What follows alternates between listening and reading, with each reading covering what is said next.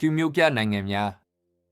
ပကံမတိုင်ခင်မြန်မာနိုင်ငံအလဲပိုင်းမှာပြူလူမျိုးတွေဟာအင်အားကြီးခဲ့ပါတယ်ဟန်လင်းဗီတနိုးနဲ့တရေခစ်တရာတို့လိုမျိုးရိုးဝိုင်းနဲ့မျိုးပြနိုင်ငံတွေကိုတည်ထောင်ခဲ့ကြပါတယ်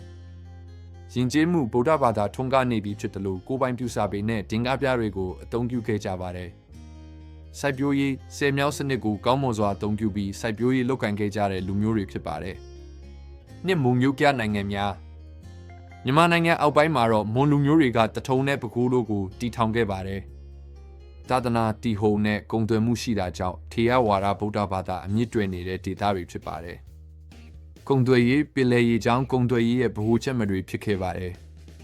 တုံးပကံရဲ့အစိုးပိုင်းကာလ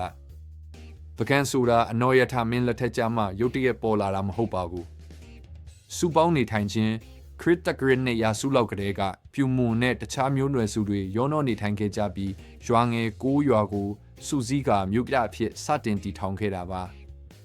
ကိုးကွယ်မှုအနော်ရထမင်းတာသနာမတန့်စင်ခင်ကပကံမှာအရေးကြီးတို့ရဲ့လွှမ်းမိုးမှုရှိခဲ့ပြီးနကိုးကွယ်မှုတွေနဲ့ရောနှောနေတဲ့အယူဝါဒတွေထွန်းကားခဲ့ပါတယ်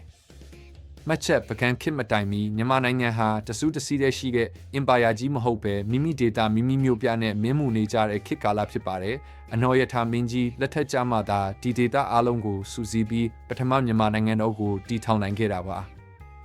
ဒီထဲကမှပြုခေတ်အကြောင်းဒါမှမဟုတ်အနော်ရထမင်းကြီးရဲ့တာသနာပြုပုံအကြောင်းကိုအသေးစိတ်ထပ်သိချင်ပါသလား